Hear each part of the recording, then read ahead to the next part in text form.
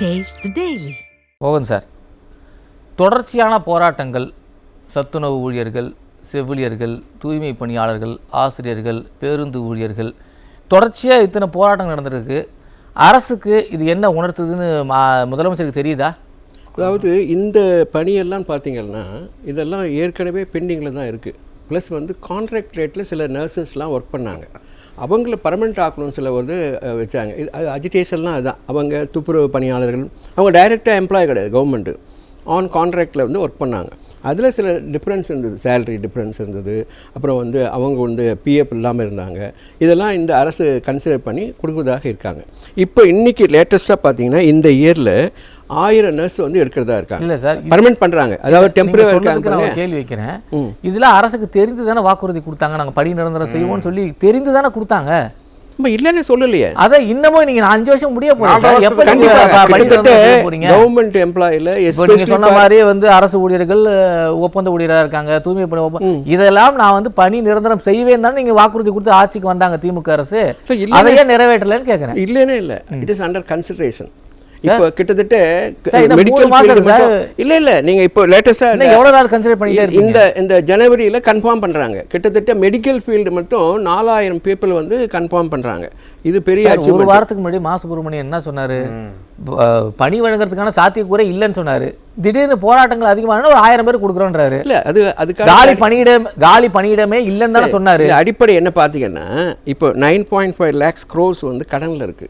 நம்ம interest alone we are paying for 28,729,000 crores வந்து lakhs cross வந்து இன்ட்ரெஸ்ட் மட்டும் பே பண்ணுறோம். ஸோ நமக்கு வந்து இந்த கடனில் சுமத்தப்பட்ட வாக்குறுதி இல்லை, வாக்குறுதி பணி செய்யாமலே இவ்வளோ கடனுக்கு நீங்கள் வட்டி கட்டுறீங்கன்னா அப்போ என்னதான் பண்ணிட்டு இருக்கு இந்த அரசு? என்னதான் பண்ணணும், வி ஆர் அண்டர் கன்சிடரேஷனு. அது தனியாக ஒரு குழு அமைச்சு எது பாசிபிள் அதாவது இப்போ லேட்டஸ்ட்டாக அவங்க அனௌன்ஸ் பண்ணியிருக்காங்க. சார் பாசிபிளா இல்லைன்னே தெரியாமலே வாக்குறுதி கொடுத்து யார் மேலே சார் தவறு இது? சார் வாக்குறுதி வந்து ஒரு 4 ஆண்டுகளுக்கு முன்னால் கொடுக்கப்பட்டது, புரியுதுங்களா? அது மறந்துடுமா? இல்லை அப்படி அல்ல. ஒவ்வொரு ஆண்டும் வந்து இந்த ப்ரொபோஷனில் இவ்வளவு பீப்புளை வந்து பர்மனெண்ட் பண்ணுறது, அந்த அடிப்படையில் எவ்ரி இயர் அந்த மாதிரி பண்ணுறாங்க. இந்த இயரும் 4000 people especially for medical field people அவங்கள வந்து இப்போ கன்ஃபார்ம் பண்ணுறாங்க. அது மா சுப்பிரமணியன் இதே இல்லைன்னு சொன்னாரு சார். வேகன்சி இல்லைன்னு சொல்லிட்டு திருப்பி 1000 பேரை பிளேஸ் பண்றேன், நான் வேலை கொடுக்குறேன்னு சொல்றது அதுலயே ஒரு கருத்து முரண் இருக்குல்ல? இல்ல, சிஎம் சொன்ன ஸ்டேட்மெண்ட் இது நான் சொன்னது, புரியுதுங்களா? அப்ப அவர் தான் ஓவரால் வேகன்சி இருக்கு, நீங்க ஃபில் பண்ணல. இல்ல அப்படி ஃபர்ஸ்ட் வந்து வேகன்சி இல்லன்னு சொல்றாரு, திருப்பி ஒரு 1000 பேருக்கு அவர் வந்து நிரந்தரம் பண்றாங்க போது வேகன்சி இருக்குல்ல, அப்ப நீங்க மாத்தி பேசுறீங்க. வேகன்சி இல்ல சார். அப்புறம் அவங்க பணியாற்றி தான் வந்தாங்க, அவங்க கான்ட்ராக்ட் பேஸ்ல பணியாற்றினாங்க. நல்லா புரிஞ்சுங்க, அந்த பீப்புள் தான் ரெக்யூஸ் பண்ணாங்க. மா சுப்பிரமணியன் தெரியாம பேசினாரா? கான்ட்ராக்ட்ல வேலை செஞ்சவங்க அவர் வந்து ஒரு குழு அமைச்சு இதை ஆய்வு பண்ணி சொல்லுங்கன்னு சொல்லியிருந்தார், புரியுதுங்களா? அதை ஆய்வு பண்ணி இன்னைக்கு டைரக்டா சிஎம்கே வந்தது. சுகாதாரத்துறை அமைச்சருக்கு எத்தனை செவிலியர்கள் பர்மனண்டா இருக்காங்க, எத்தனை பேர் ஒப்பந்த ஊழியரா இருக்காங்கன்னு கூட தெரியாம இப்பதான் ஆய்வே பண்றாரு. இல்லை தெரியாமலாம் இல்லை சார். பர்மனன்ட் பண்ணுறதுக்கு கான்ட்ராக்டில் ஒர்க் பண்ணுற செவிலியர்களோ இல்லை செவிலியருடைய அசிஸ்டண்ட்டோ அல்லது டெக்னீஷியனோ அல்லது டென்டல் டாக்டர்ஸோ அவங்களாம் கன்சிடர் பண்ணி கிட்டத்தட்ட 1000 நர்சஸ், 2754 நர்சஸ் அசிஸ்டண்ட்டு, அது மட்டும் இல்லாமல் 404 டாக்டர்ஸ், ஐ டாக்டர்ஸு, அப்புறம் 658 ஆப்ரேஷன் டாக்டர்ஸில் அசிஸ்டண்ட்டு, இதெல்லாம் சேர்த்து மொத்தம் 4000 பேர் இப்போ கன்சிடர் பண்ணி அவங்களுக்கு வந்து பர்மனெண்ட்டாக பண்ணுறதுக்கான அது ஆலோசனை முடிஞ்சு இப்போ பண்ண போகிறாங்க. ஸோ இது இஸ் வந்து கோயிங் டு பி ஹேப்பன், புரியுதுங்களா? இந்த ஆர்ப்பாட்டம் போராட்டம் வந்து இயற்கை தான், தப்பு இல்லை. அவங்களுடைய உரிமை கேட்பது அவர்களுக்கு உரிமையை நீங்கள் கேட்க விட மாட்டீங்க சார். எப்பவுமே இன்னைக்கு இந்த இயரோ இல்லை இந்த ஆட்சியிலோ இல்லை, உரிமையை கேட்பது அந்தந்த ஆட்சியிலே அப்பப்போது அஜிடேஷன் பண்ணுவாங்க. அப்பதான் நீங்க கன்சிடர் பண்ண முடியும். போராட்டங்கள் நடத்துவது ஜனநாயக கடமை, அவங்களோட ஜனநாயகத்தை அவங்க வந்து கேள்வியா முன்வைக்கிறாங்க. ஆனா நீங்க அதை கூட கேள்வியை கூட வைக்க கூடாதுன்னு சொல்லி அரெஸ்ட் பண்ணி கொண்டு போயிருங்களே. இல்ல இப்போ ஃபார் எக்ஸாம்பிள் கான்ட்ராக்ட்ல பணியாற்றுறாங்க தூய்மை பணியாளர்கள், அவங்க கான்ட்ராக்ட் பணியாற்றும் போது அவங்களுக்கு வந்து கவர்மெண்ட் எம்ப்ளாயா பண்ணுங்க அப்படின்றாங்க. அது எப்படி பண்ண முடியும்? வாக்குறுதி 10 ஆண்டுகளா கான்ட்ராக்ட்ல வேலை செஞ்சவங்கள நாங்க வந்து பணி நிரந்தரம் செய்வோம் வாக்குறுதி கொடுத்தது இந்த திமுக அரசு. அதாவது கவர்மெண்ட் அவங்களை கன்சிடர் பண்ணும்போது அவங்களுக்கு ஃபர்ஸ்ட் பிரெஃபரன்ஸ் கொடுக்கப்படும் என்று சொல்லப்பட்டது. அந்த அடிப்படையில் தான் 10 ஆண்டுகள் அவங்க கொடுத்த வாக்குறுதிக்கு 10 ஆண்டுகள் ஒப்பந்த ஊழியர்களா இருந்தால் இந்த அரசு உடனடியாக அவர்களை பணி நிரந்தரம் செய்யும் சொல்லி இந்த திமுக அரசு வாக்குறுதி கொடுத்தது. அதுக்கு முன்னாடி ஏடிஎம்கே ஆட்சியில் 10 மண்டலங்கள் அவங்க வந்து கான்ட்ராக்ட் பேஸ்ல தான் ஒர்க் பண்ணதுக்கு அக்செப்ட் பண்ணிட்டாங்க. வந்து எல்லாத்தையும் அனைத்து துறையும் சொல்றேன். அனைத்து துறையும் தூய்மை பணியாளர் எடுத்து அனைத்து துறைக்கு தான் இந்த வாக்குறுதி நீங்க கொடுத்தீங்க. ஆமா, அதை விட்டுட்டு திடீர்னு தூய்மை பணியாளருக்குள்ள போறீங்க. பேருந்து அஜிடேஷன் பண்றாங்க, ஆசிரியர்கள் அவங்களும் அஜிடேஷன் பண்றாங்க, அப்புறம் அரசு ஊழியர்கள் அஜிடேஷன் பண்றாங்க, பிளஸ் பென்ஷனை வந்து பழைய பென்ஷன் ஸ்கீம் கொண்டு வாங்கன்னு அவங்களும் அஜிடேஷன் பண்றாங்க. பழைய இது அவங்க வாக்குறுதி கொடுத்தா எல்லாமே நீங்க வாக்குறுதி புதுசா இப்ப உங்கள்ட்ட வந்து கோரிக்கை முன்வைக்கிற மாதிரி கேக்குறீங்க.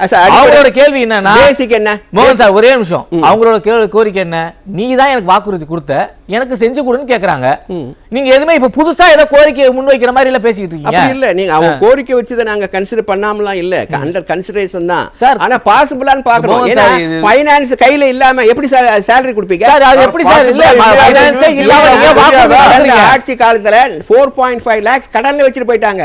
அதனால தான் இன்ட்ரஸ்ட் இன்கிரீஸ் ஆயிடுச்சு. தேர்தல் இல்ல சார், தேர்தல் இல்ல இல்ல சார், தேர்தல் வாக்குறுதி கோடி கடன்ல வாங்கி இருக்காங்க. தேர்தல் வாக்குறுதி குழு ஆரம்பிச்சு தானே வாக்குறுதி கொடுக்குறாங்க. இப்ப கூட குழு போட்டுருக்கீங்க. அப்ப அவங்களால ஆராய்ச்சி பார்க்க மாட்டாங்களா? நிதி என்ன பற்றாக்குறை இருக்கு, இதெல்லாம் சாத்தியமா சாத்தியம் இல்லையா, இதெல்லாம் பார்த்து தானே மக்களுக்கு வாக்குறுதி கொடுக்கறீங்க. இது நல்ல கேள்விதான். ஆனா அவங்க கொடுக்கும்போது ரிசர்வ் பேங்க் வந்து 4.5 lakhs கடன் கொடுத்திருந்தாங்க. ஸ்டாலின் சொல்லியிருந்தாரு தெரியாம வந்து கையெழுத்து போட்டா அந்த மாதிரி வாக்குறுதியும் தெரியாம கொடுத்துறாங்களா? அப்படி அல்ல.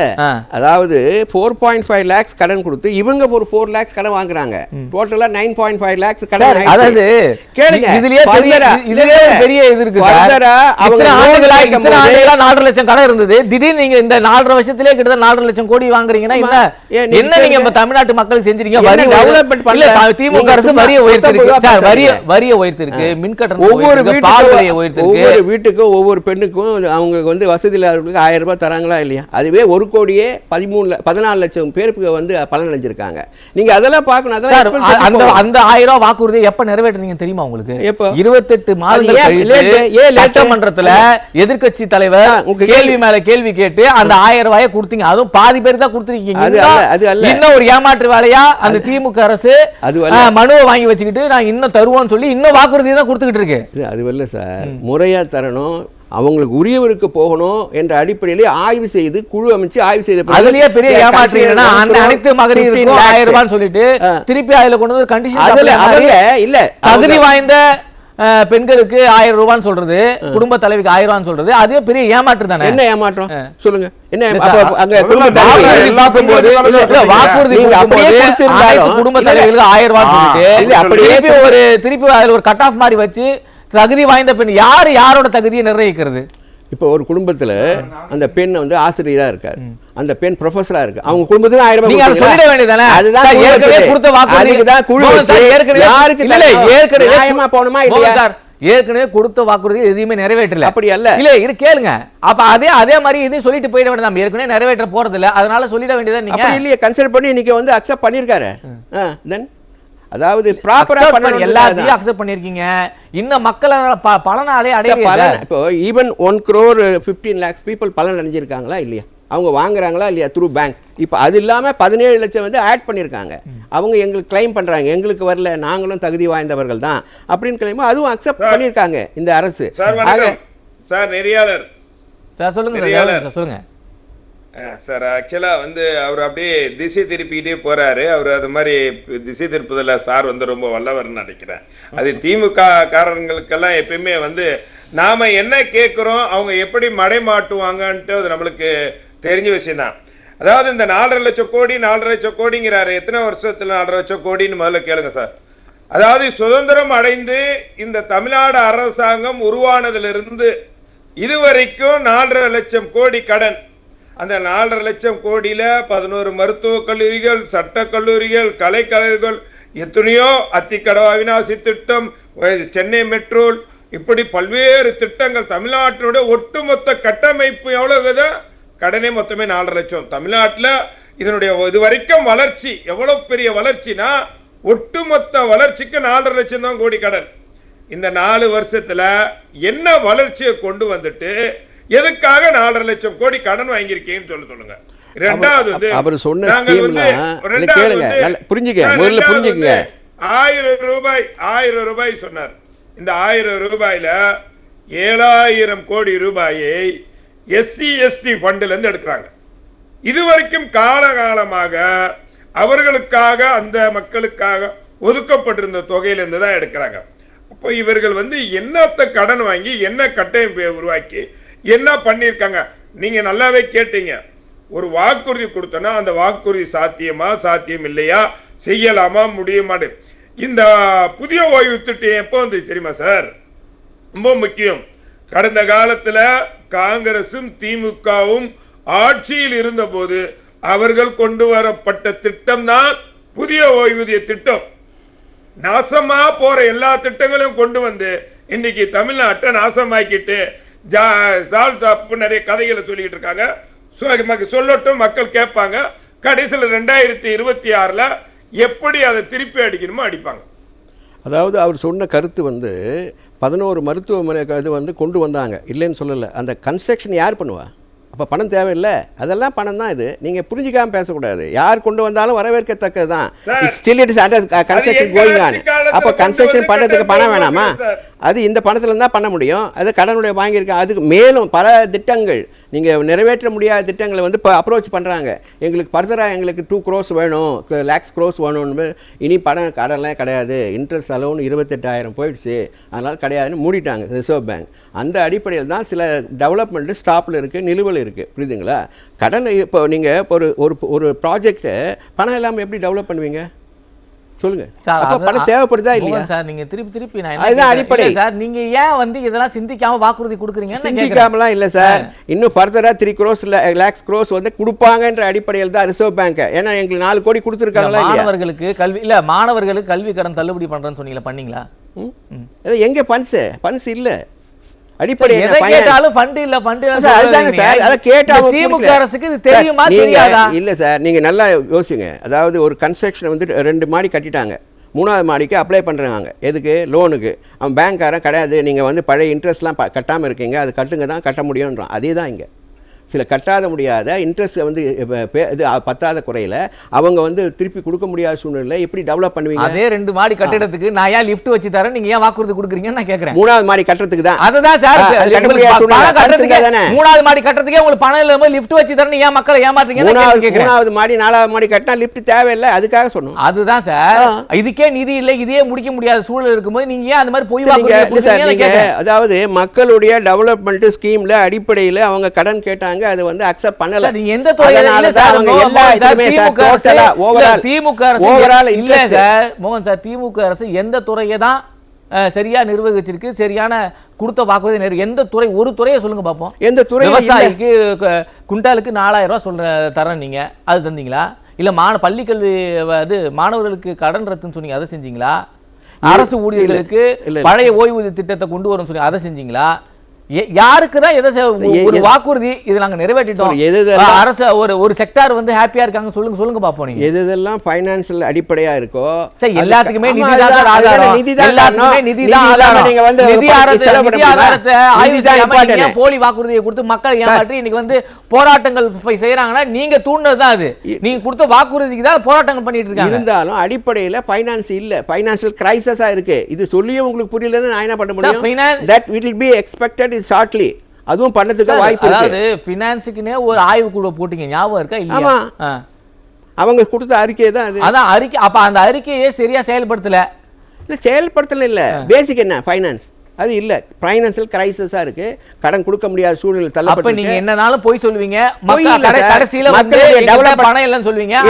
அத சொல்றது கூட ஒரு நியாயம் வேணும் சார். அதாவது ஜவஹர் அலி சார் சொன்ன மாதிரி இது வரைக்கும் ஏடிஎம்கே ஆட்சி இருந்த வரைக்கும் 4 லட்சம் கோடி, நீங்க வந்து இந்த 5 ஆண்டுகள 4 லட்சம் கோடி வாங்கிருக்கீங்களே, என்ன நீங்க அப்ப எந்த துறையை தான் நீங்க சரியா நிர்வகிச்சு அவங்களுக்கான தேவையை எந்தெந்த துறையில வந்து கொண்டு வந்து சென்ட்ரல் கவர்மெண்ட்ல இருந்து வரப்பட்ட செல்ல நீங்க 1000 ரூபாய் சொன்னது கூட ஜவஹர் அலி சார் குறிப்பிட்டாரு, அது SC ST இதுல இருந்து ஃபண்ட்ல இருந்து எடுத்து கொடுக்குறாங்கன்னு சொல்லி. அப்போ நீங்க வந்து எதை தான் எந்த துறையை தான் சரியா நிர்வகிச்சு அது பூர்த்தி செஞ்சிருக்கீங்கன்னு நான் கேட்கிறேன். சார் எல்லா துறையிலும் நம்மளால என்ன எதை கேட்டாலும் ஃபண்ட் இல்ல சொல்றீங்க. நம்ம திரும்ப அந்த சூழல்ல பேசுவோம். இல்ல உங்க பேசிக்க புரிஞ்சுக்கிட்டீங்களா? அடிப்படை ஃபைனான்ஸ் தான். எல்லாத்துக்கும் ஒரே ஃபைனான்சியல் கிரைசிஸ் இருக்கும்போது நிறைவேற்ற முடியாத சூழல், நிறைவேற்ற முடியாத திட்டங்களை மக்களுக்கு கொடுத்து அவர்கள் ஏமாற்றி வாக்கு பெற்று இன்னைக்கு மக்களை போராட்டங்களுக்கு திமுக அரசு திட்டங்கள் தீட்டப்பட்டது. புரியுதுங்களா? தொடர்ந்து திட்டங்கள் வந்து நிலுவையில் இருக்கு, அவ்வளவுதான். இப்போ அரசு ஊழியர்கள் போராட்டம் நடத்துறாங்க. இது மக்களை பாதிக்கும்னு அரசுக்கு தெரியுமா தெரியாதா? சார் கண்டிப்பாக பாதிக்கும், அதில் மாற்று கருத்து இல்லை. ஆனால் எப்படி நடைமுறைப்படுத்தணும் தான். ரொம்ப வேகமாக பேசுறதுனால நீங்கள் வந்து எதையுமே கொண்டு வந்துட முடியாது. எதிர்கட்சினால குற்றம் சொட்டுவது இயல்பு. ஆனால் அது பாசிபிளான்னு பார்க்கணும். வேகமாக இப்போ கத்தி பேசி என்ன பிரயோஜனம்? பணம் இருந்தால் தானே செய்ய முடியும்.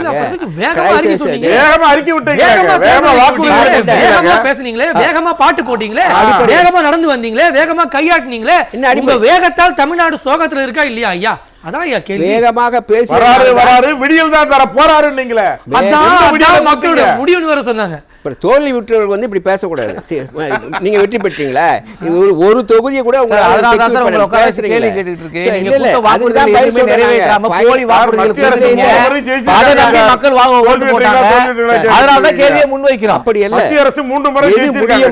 சாத்தியமோ அதுதான் பண்ணிட்டு இருக்காங்க. இல்லன்னு சொல்ல முடியாது. இன்னைக்கு எக்கனாமிக் க்ரோத் வந்து 11.19% வேற எந்த ஸ்டேட் இருக்கு இன்னைக்கு வரைக்கும்?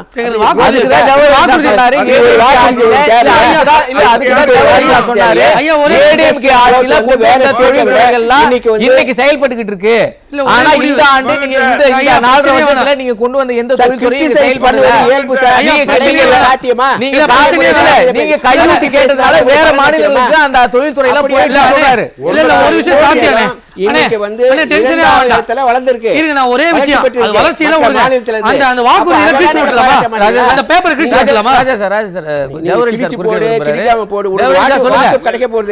அந்த growth எல்லாம் அதிமுக ஆட்சி காலத்துல கொண்டு வரப்பட்ட growth, அந்த ஜிடிபி அன்னைக்கு 25 லட்சம் கோடிக்கு கொண்டுட்டு வந்துட்டோம். நீங்க அதனுடைய growthனுடைய வளர்ச்சி தான் இது தவிர நீங்க வந்து பணம் இல்லைன்னா பணம் எப்பதான் வரப்போ? அப்ப எதுக்கு? அப்ப இந்த வாக்கு இப்ப ஒரு குழு ஒண்ணு போட்டிருக்கீங்களா மானிபெஸ்டோ, ஒரு குழுக்காண்டி அது ஒரு இது எதுக்கு பொய்களை சொல்லணும், எப்படி எல்லாம் மக்களை ஏமாத்தணும்ட்டு அட்வான்ஸா ஒரு குழு போட்டு ரூம் போட்டு யோசிக்கிறதுக்காண்டி குழு போட்டிருக்கீங்களா? நீங்க குழு ஒரு மேனிபெஸ்டோர்னா அது வந்து சாத்தியமான வாக்குறுதிகளை கொடுக்கணும். உங்களுக்கு தெரியும், நீட் என்பதை உச்ச நீதிமன்றம் போட்டு ஓங்கி குத்தி அமைச்சு வச்சாச்சு. அது வந்து சாத்தியம் இல்லைன்ற ஒரு விஷயம் உங்களுக்கும் தெரியும். இப்ப நீங்க சொல்றீங்க அத. அப்போ இருந்து கூட அன்னைக்கு ஏன் கொடுத்தீங்க? அது உங்களுக்கு மக்களை ஏமாத்தணும். அதே போலதான் பழைய ஓய்வூதிய திட்டம், அதுவும் சாத்தியம் இல்லைன்னு உங்களுக்கு தெரியும். நாங்க கொடுத்தோமா சார்? எங்களுக்கு தெரியாதா? நீட் ரத்து செய்ய நாங்க கொடுத்தோமா? ஏன்னா அது சாத்தியம் இல்லாத விஷயம். அண்ணே, நம்ம அந்த நேரத்துல ஆட்சிக்கு வருவோன்ற பயம் நமக்கு இருந்தது. கரெக்டான விஷயத்தை கொடுத்தோம். வரமாட்டோம்னு நினைச்சு எதவே கொடுத்தாங்க, தெரியாம வந்துட்டாங்க. இப்ப என்ன பண்றதுன்னு தெரியாம தவிச்சிட்டு இருக்காங்க. நீங்க சும்மா வேகமா பேசி இல்லாத குறைகள்லாம் சொன்னா புரோகில அதாவது வழியில இருக்கிறவன் தான் தன்னோட வந்து வெளிப்படுத்துவார். உங்க மக்கள் வந்து ஏற்றுக்கொள்ளல. நீங்க ஏன் பேசுறீங்க? இல்ல பேசுவது இருக்கு. அதாவது ஒருத்தனுக்கு வழி வரும்போது அவன் கத்துவான். ஆமா சார், கத்துனா நமக்கு கையில இருந்தா தானே. அகப்பையில இருந்தா சார், இதுல அகப்பையில இல்லாது நீங்க ஏன் வாக்குறுதி கொடுத்தீங்க? ஆனா இருந்தது எல்லா டெவலப்மென்ட் இருந்தது. அப்ப அரசாங்கம் எடுத்துக்கிட்டா இவங்க சாப்பிட்டா பாருங்க. அமைச்சர்கள் எடுத்துக்கிட்டாங்களா? ஆளுங்கட்சி சாப்பிட்டு பண்ணுங்க. சும்மா இந்த மாதிரி விதண்டாவாதம் சார், எதுக்குமே பதில் இல்ல. இல்ல விதண்டாவாதமா நீங்க தான் பேசுறீங்க. சீட்டு கூட அகப்பையில இல்லாதத யாரு வாக்குறுதி கொடுத்தா? நீங்க தான கொடுத்தீங்க. அப்படி அல்ல, எது அகப்பையில இல்லன்னு தெரிஞ்சீங்க வாக்குறுதி கொடுத்தீங்க. எது பண்ண முடியுமோ அது டெவலப்மென்ட் பண்ணிருக்காங்க. என்னதான் சொன்னாலும் நன்றி பண்ண முடியாது 26ல.